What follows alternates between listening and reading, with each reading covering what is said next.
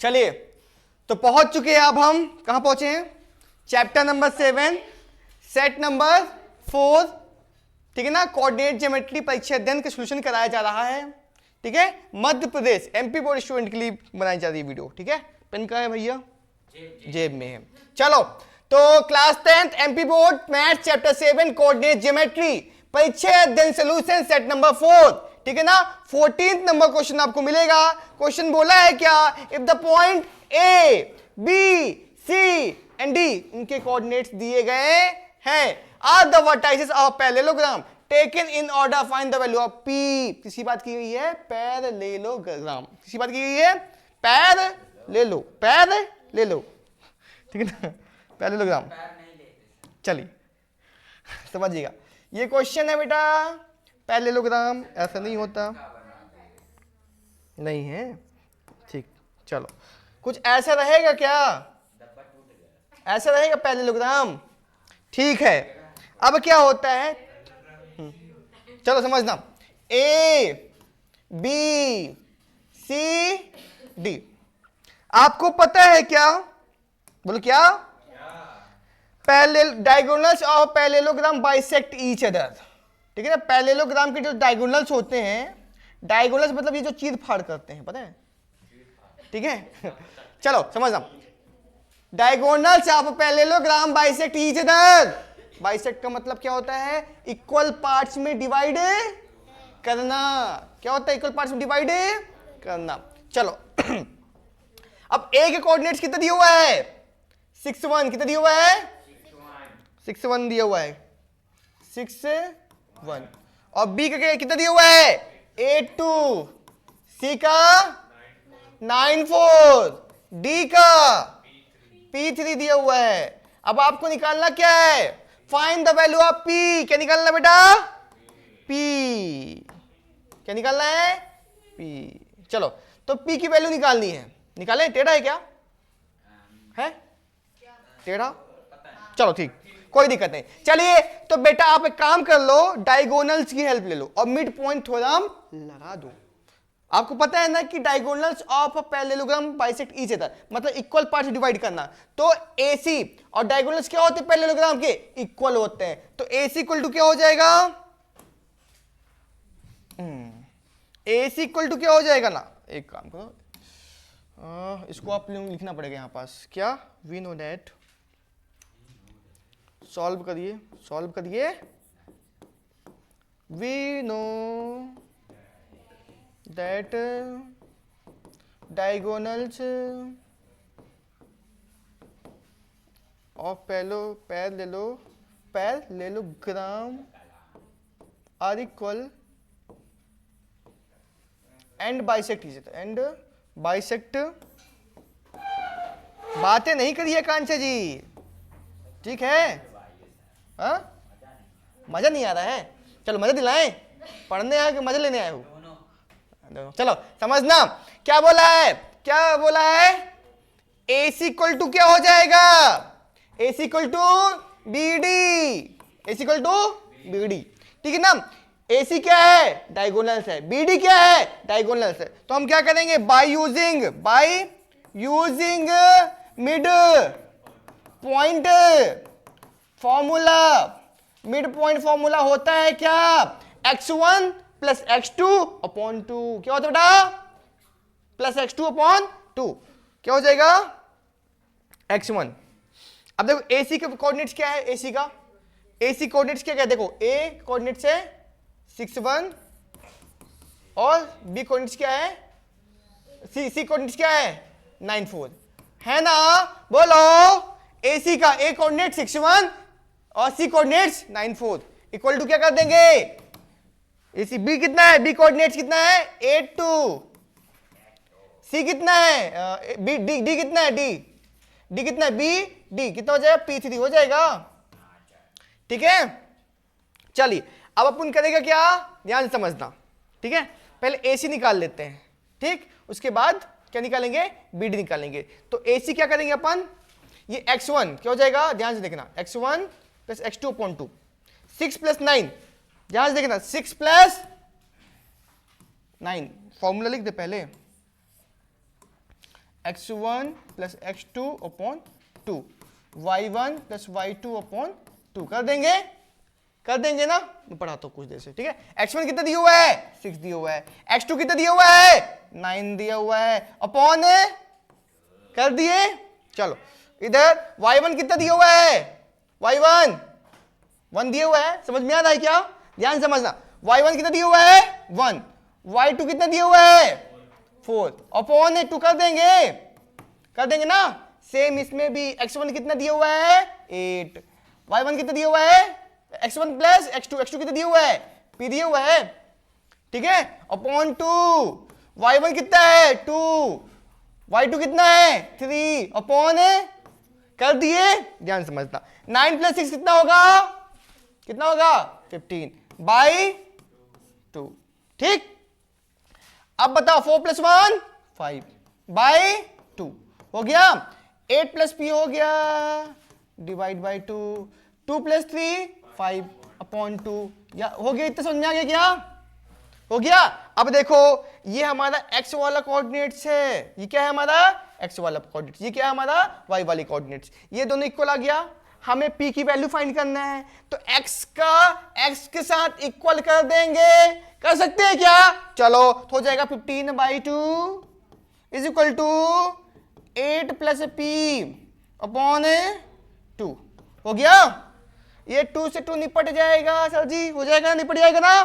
चलो 8 right side है तो लेफ्ट साइड कर दो, राइट साइड है तो लेफ्ट साइड कर दो, 15 माइनस क्या हो जाएगा 8 इक्वल टू p, तो 15 में से 8 गया, कितना हो जाएगा 7, p की वैल्यू कितनी आई है बेटा p कितना आ गया, चेक करो आंसर, सही है क्या, केवल find the value of p, the value of p is 7, the value of p, check करो answer of p is 7, check करिए आंसर, सही है क्या, सही है तो नोट डाउन करिए। चलो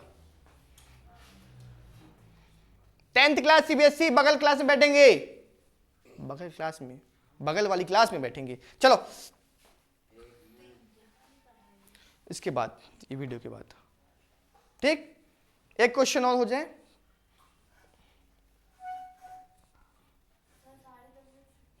दस 45 आप लोग जानना चाहो जा सकते हो, एमपी बोर्ड स्टूडेंट, ठीक।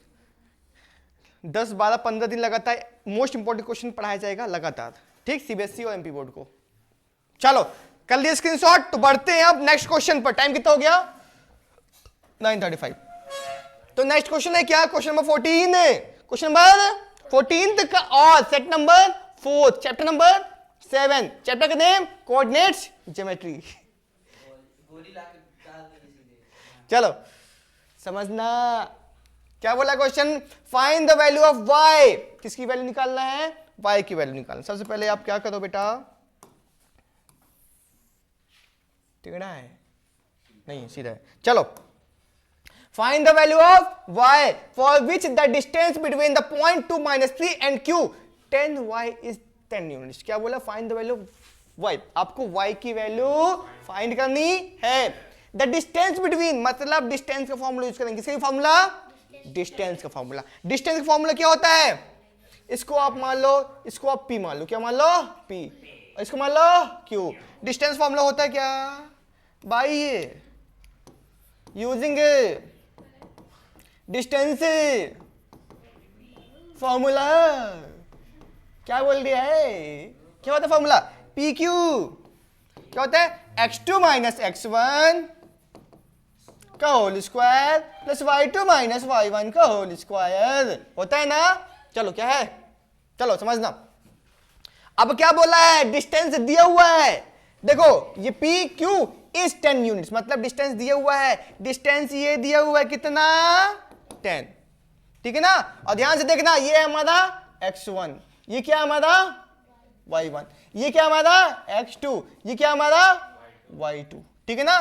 तो ये बताओ x2 कितना दिया हुआ है 10, x1 कितना दिया हुआ है 2, क्या है बेटा,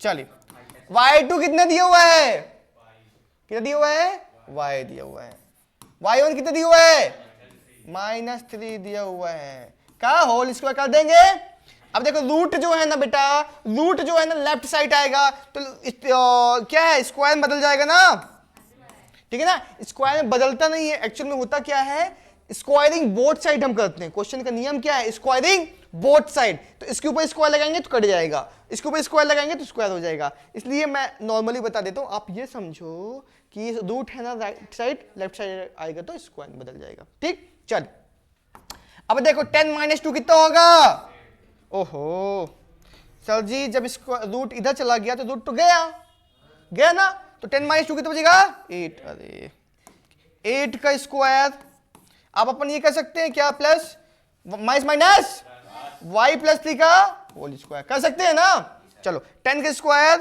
100, 8 8 जा 64, a प्लस b का होल स्क्वायर क्या होता है, a square plus 2ab plus b का स्क्वायर कर देंगे क्या, बोलो।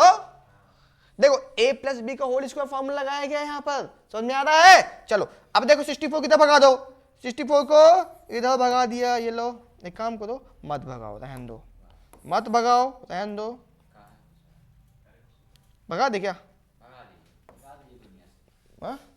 रुको एक काम कर अभी रहन दो, अरे यार चलो 100 लो भगा देता हूं मैं, बहुत दिमाग खराब कर रहा वो जा ही जाए, ठीक।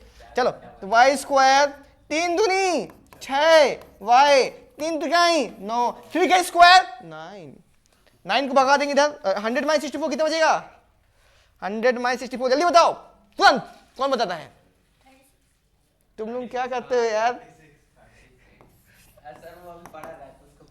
क्या ये क्या पढ़ रहा है, ये कौन सी बात होती है प्लस माइनस करना, वो देखो कौन सी क्लास में हूं, नाम बताओ कौन सी क्लास बताइए, 5th क्लास में पढ़ता है बच्चा, देख लो ठीक है ना, वो फास्ट बता रहा है 5th क्लास में। आ जाओ बेटा सामने आओ, कैमरे के सामने आओ, ठीक। हाँ कौन सी क्लास में दिखाई दे रहा है, ये 10th क्लास का है, आप लोग बताइए, ठीक। चलिए अच्छा तुम आओ 5th क्लास में आओ सामने आओ, ठीक है। हाँ वो लेकिन फेस से समझ में आ जाता है ना बेटा। चलो चलिए क्वेश्चन में आते हैं। अब देखो बेटा एक काम करो,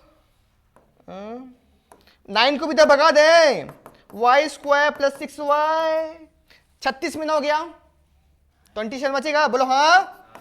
अब इसको एक काम करो क्वाड्रेटिक के फॉर्म में करो, 27 को फिर भगा दो उधर, Y square plus 6y minus 27, plus में है तो माइनस, प्लस में है तो माइनस में हो जाएगा। अब इसको स्प्लिटिंग मेथड से सॉल्व करना है बेटा, किस मेथड से, splitting method. Splitting method factorisation क्या होता है, कैसे होता है समझना, पहला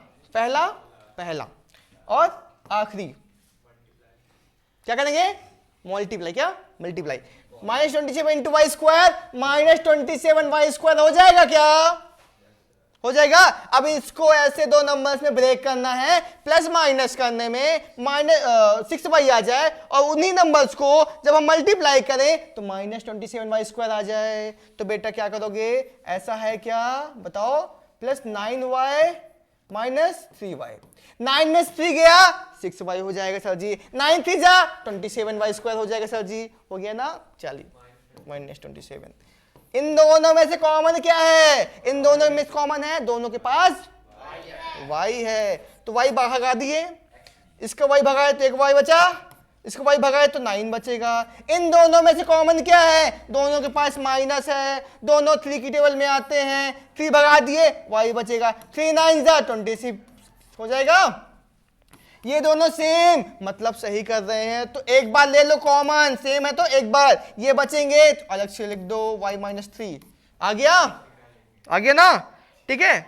चलो तो y की वैल्यू क्या आ जाएगा, y equal to y plus 9 है तो 9 को भगा दिया right side, -9, y equal to -3 क्या हो जाएगा +3। चेक करिए आंसर सही है क्या, चेक किया जाए, एक मिनट रुक जाओ, चेक किया जाए सही है क्या, चेक करो page number 86 question number 2, 86 question number 2, 86 question number,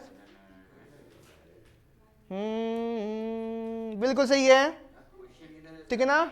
answer कितना आ गया? ये आ गया आंसर। चलो तो बेटा सेट नंबर 4 हो चुका है। सेट नंबर के 4 होने के साथ साथ चैप्टर 7 हो चुका है कंप्लीट। इस वीडियो में बस इतना ही, मिलेंगे फिर नेक्स्ट चैप्टर में। Thank you so much.